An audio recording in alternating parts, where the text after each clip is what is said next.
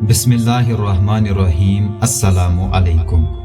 आज का हमारा मौजू है हज़रत यूसुफ अलैहिस्सलाम जेल में। तो आइए शुरू करते हैं। हज़रत यूसुफ अलैहिस्सलाम को जब इसका इल्म हुआ तो उन्होंने अल्लाह ताला से दुआ की कि ए अल्लाह, तू ही मुझको बचा सकता है। अगर मैं इन औरतों के फरेब में आ गया तो मैं जाहिलों में से हो जाऊंगा। इससे ये बेहतर है कि मुझे कैद खाने में डाल दिया जाए। अल्लाह ताला ने हज़रत यूसुफ अलैहिस्सलाम की दुआ कबूल की और वो जेल में डाल दिए गए। हज़रत यूसुफ अलैहिस्सलाम से पहले जेल में 2 कैदी और भी थे, एक शाही बावर्ची और दूसरा बादशाह को शराब पिलाने वाला साकी। उनके खिलाफ इल्जाम था कि उन्होंने बादशाह को जहर देने की कोशिश की है। हज़रत यूसुफ अलैहिस्सलाम जेल में कैदियों को अल्लाह ताला की बातें बताते रहे और खुदा का पैगाम पहुंचाते रहे। एक दिन ये दोनों कैदी हज़रत यूसुफ अलैहिस्सलाम के पास आए और उन्होंने कहा कि हमने एक अजीब ख्वाब देखा है। साकी ने कहा कि मैंने देखा है कि बादशाह को अंगूर की शराब पिला रहा हूँ। बावर्ची ने कहा कि मैंने देखा है कि मेरे सर पर रोटियां हैं और परिंदे उनको नोच नोच कर खा रहे हैं।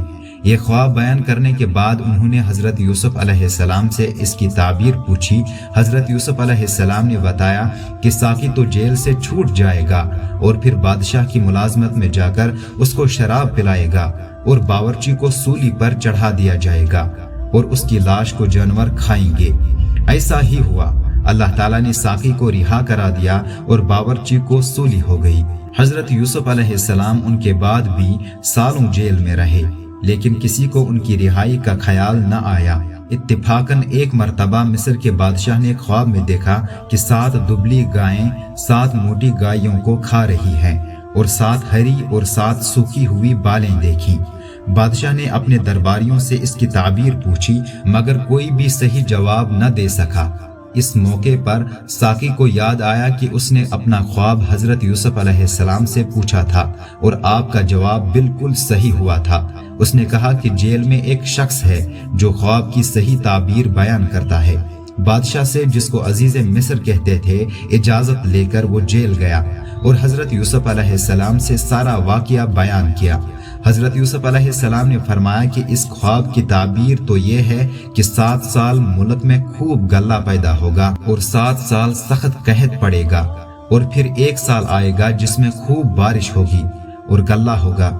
जब उस शख्स ने बादशाह को जाकर यह खबर सुनाई तो उसने कहा कि हज़रत यूसुफ अलैहिस्सलाम को बुलाया जाए। जब वो दोबारा हज़रत यूसुफ अलैहिस्सलाम के पास गया और बादशाह का पैगाम सुनाया तो आपने फरमाया, उन औरतों का क्या हाल है जिन्होंने अपने हाथ काट लिए थे? बेशक मेरा रब उनके मकरो फरेब से वाकिफ है। बादशाह ने उन औरतों को बुलाकर पूछा तो उन्होंने कहा कि हमने हज़रत यूसुफ अलैहिस्सलाम में कोई बुराई नहीं देखी। ये देखकर जुलेखा भी बोली कि अब जबकि हक जाहिर हो गया है, सच बात यह है कि मैंने ही हज़रत यूसुफ अलैहिस्सलाम को वर्गलाया था और वो बिल्कुल सच्चा है। इसी के साथ आज का ये वीडियो इख्तिताम पर पहुंचता है। उम्मीद करता हूं कि आप सबको ये वीडियो पसंद आई होगी। वीडियो पसंद आई हो तो वीडियो को लाइक, शेयर और चैनल पर नए हैं तो चैनल को सब्सक्राइब करना मत भूलिए। जिंदगी रही तो अगली बार एक और वीडियो लेकर आपकी खिदमत में हाजिर होऊंगा।